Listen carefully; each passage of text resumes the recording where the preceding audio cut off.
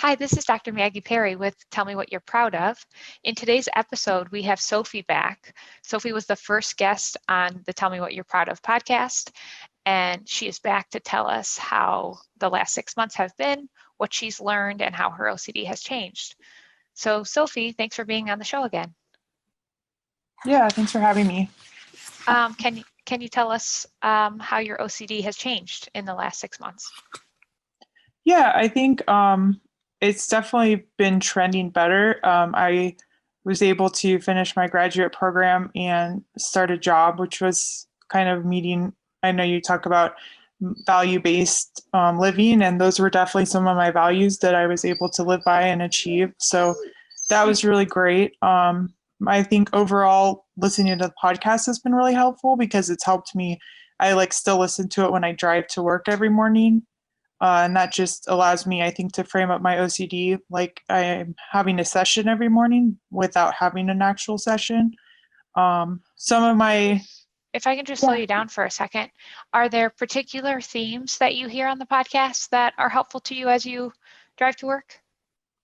Yeah, I think given that I'm in a career where I treat patients and most of my content is around harm OCD, I think most of the sessions you've had have at least touched on harm OCD at one time or not. So another. So that's been really helpful to me, just having it framed up as a wide array of content that can be under harm, as well as having just it framed up different ways. When sometimes I'm having content that I'm not aware is actually harm OCD, it's helpful to still have it framed up that way. And then kind of I can use those tools you would suggest to somebody that's, you're talking to in the same way, like I'm having a session with you. Yeah, let me just talk about harm OCD for a second. So harm OCD is a content of OCD marked by preoccupation with whether or not you're going to harm yourself or other people. So people with harm OCD are afraid that they're going to harm themselves or other people in a variety of different ways. It can be something like I'm accidentally going to stab myself or my loved one with a kitchen knife. That would be more kind of physical harm OCD, where someone might avoid a knife because of that intrusive thought, or it could be something like hit and run OCD, where somebody has the thought that they've hit someone with their car as they're driving over a speed bump and maybe have the urge to either check in their rearview mirror or go back and check over and over. People can mentally replay that type of thing too.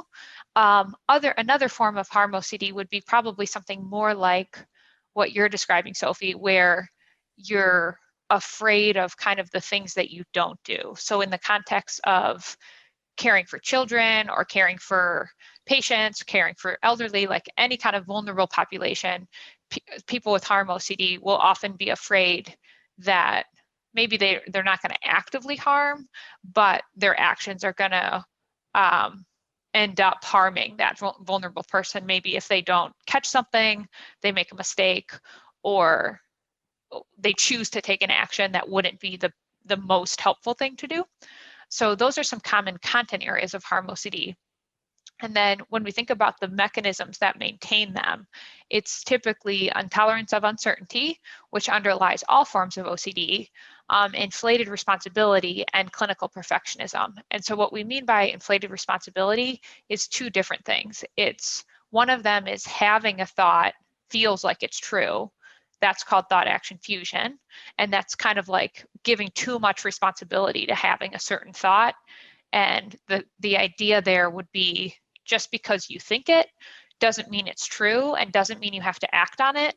So in the context of harm OCD, that would be something like, I had the thought that I could help a patient in a certain way, and then it feels like I must do that, rather than I could choose based on my values how I'm going to intervene. So just because you think it doesn't mean you have to do it. And the other form of inflated responsibility is taking too much responsibility over things that you can't control. So if you have a family member that's ill, wanting to do whatever it takes to ensure that they're healthy could include the desire to do things that you don't actually have control over. And so relating effectively to inflated responsibility would be discriminating between what can you actually do to be helpful, maybe like make a meal for that person, versus what you actually have no control over. That could be maybe whether or not they get the help that they need is not necessarily something that you can control.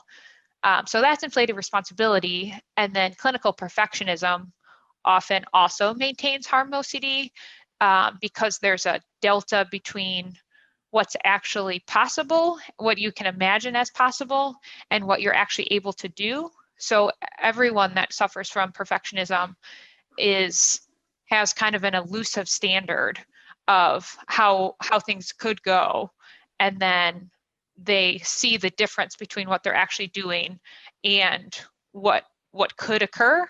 And the more that they're focused on that standard of trying to do things perfectly, the less well they're going to think their actual behaviors are. So if you combine them all together, if you're in a situation where you could potentially harm yourself or other people, and you have trouble tolerating the uncertainty, having a thought feels like you must act on it, and you want to act on it perfectly, you're just very vulnerable to getting in a situation where you have an intrusive thought and it feels like you must do something about it. Sophie, do you have any thoughts about that framework for harm OCD? Yeah, I think it's really describes my experience well. I think especially over responsibility OCD, I think that has definitely been really, I would say it kind of predominates most of my content now that I'm a provider, for just feeling like I either need to help people as much as I can, and if I don't, then that's kind of letting them down, or is being negligent, or documentation wise making a mistake that has very catastrophic kind of consequences to it for like my career or for the outcome of the patient or something like that. All of those are really great examples. So given that you can tell that the desire to respond perfectly in those situations is part of over responsibility, how are you managing those thoughts and the way that you're approaching your work? Yeah, I think it's evolving still, because I think one of the tricky parts obviously with OCD is it's as smart as you are. So some of the strategies that worked early on for me, like when I was doing notes, I would, not look over a note twice or something like that, because that was a way that I would kind of get caught into some perfectionism. Um, my OCD kind of evolved to that not be a trigger anymore. But then, oh, if I, don't go over this other aspect of documentation, or if I, don't quite understand the way a rule is applied exactly perfectly, or I don't chart review for X amount of minutes before I see a patient, then that could have, consequences for, the patient or for me, etc.